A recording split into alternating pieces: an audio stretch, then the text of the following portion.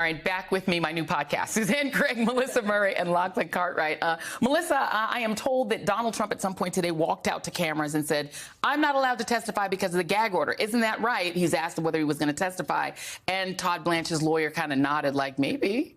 Well, the judge has not ruled on the second request to enforce the gag order, but Judge Marchand was pretty stern today with this defendant, telling Mr. Blanche that they really need to steer clear of violating this gag order. Yeah. So, like, again, keep as far away from this as possible. And he's really concerned, I think, about the prospect of witnesses being intimidated, jurors being intimidated. One of the discussions at the gag order hearing today was about how Donald Trump had railed about the witness or the jury basically being comprised entirely of Democrats and Manhattan being entirely Democratic. But that doesn't mean he can't testify. The gag order has nothing to do with him testifying, right? Well, he can testify in his own defense, but this is the first part of Donald Trump walking back the statement, I am going to testify he wants in an my own excuse. defense. So he's not going to talk anymore, we think, about the witnesses, about the jurors, and he's definitely not going to be talking about himself. So I think this is the setup for that, and we're getting there. But I think the real meat of it, like at least Todd Blanche seemed to understand the gravity of what Judge Marchand had said earlier today. We shall see. Okay, I was promised an Alice in Wonderland story during the break. Well, there were many bizarre moments. Sue Greg and I were just talking about one in particular that came out in court today, where Keith Davidson retold to the jury how he was in a store and it was this Alice in Wonderland type setting. And Michael Cohen calls him having an absolute meltdown, saying he's not going to Washington. Trump's not bringing on as AG or some kind of senior position. And then just goes on a full-blown rant to Davidson, so much so, right, Craig, that he thinks that Michael Cohen is even suicidal. Well, and he says Michael Cohen was saying he won't even pay me for the hush money, pay him back. He was having a full meltdown, and he thought Michael was heading to Washington to either be chief of staff or the attorney general. Or the attorney general. Like, whoa. And was that supposed to be part of the deal for the hush money, for him paying it? We don't know. Unclear. That part is unclear. It could just be that Michael Cohen thought, as being a reward for being loyal. But also being in the inner circle, that he would be given some kind of position in the administration, he'd be brought along. But again, Attorney General seems. But I mean, he also thought it showed contemporaneously that Michael Cohen is calling this fight in this period in 2016, and he's saying, and he won't even pay me back. Right. Like he's talking about it then, and I think that was the point of the discussion, why we heard it. Yeah. But it was interesting to hear that he's saying Donald Trump knew about it. It could also be the case that they are perhaps intimating to the jury that, maybe part of this was he was also trading posts for favors, right? I mean, we saw this later with the whole thing with Jeffrey. I've forgotten all of these defendants now. The acting as Attorney General who became the Jeffrey Clark.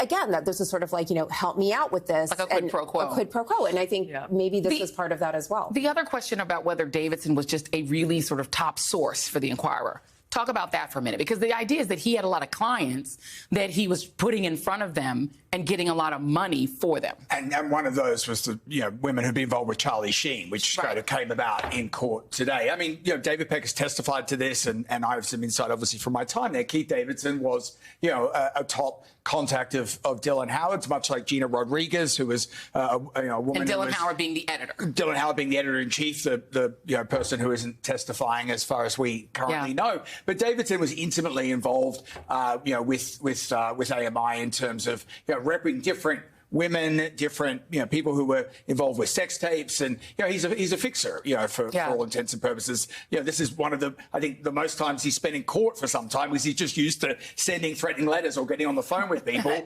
and doing these deals for consideration, as he liked to comment today. What would be the relevance of proving that Davidson was selling lots of these kinds of stories? Because that isn't the point of this case. The point is whether or not specifically the Stormy Daniels payment and the repayment that is being complained about by Michael Cohen had to do with the election. That's the point, right? I think part of it is to paint him as this unsavory character who's a serial extortionist. He's always shaking down people. Charlie Sheen, Hulk Hogan, Lindsay Lohan, all of these names. And Trump was just one of them. And Donald Trump is one of them. And part of this constellation of famous people who at some time or another got And you could shaken tell down. Davidson was getting very annoyed. He's You could getting see annoyed by where it, it was right. going. Yeah. And that's why he kind of kept saying, this was consideration. I'm not this kind of, shakedown He was merchant. definitely not as good a witness as David Pecker. He wasn't calm. And I also felt we just got dragged through the gutter all day. I mean, it was, Right. thank you, Donald Trump, for that. I mean, that was really something. But I mean, this day. as you're sitting in court, as you're sitting there, because I know that the day that I was there, I was watching the jury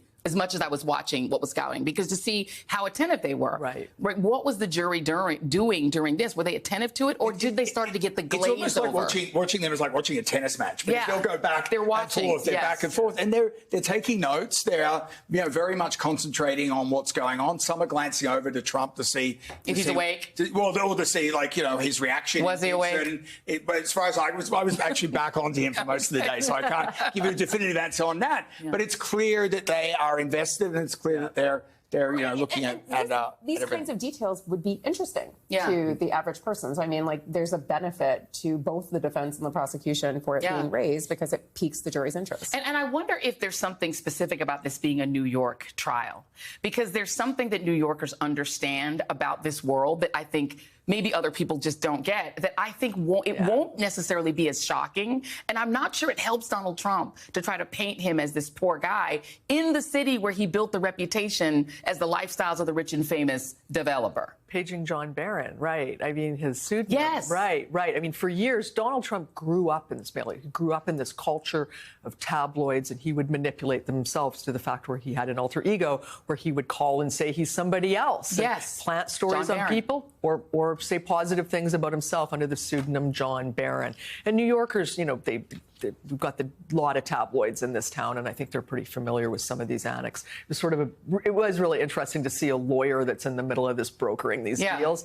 But I think you're right. It's somewhat familiar to Do we expect to ever, number one, Davidson's done as a witness, right? That's done. There was some Hope Hicks intimation that she might be coming up soon. And I think that's where it's going. They're trying to, again, really reinforce the foundations of this meeting in August of 2015, where, at Trump Tower, Pecker says, I'll be the eyes and ears. And we know that Michael Cohen was at that meeting, Donald Trump was at that meeting, and also Hope Hicks. We're still in the conspiracy phase, so I think we're they're still going trying to build that out. Yeah. And I think the next player to help confirm that underlying conspiracy to influence the election is Hope Hicks.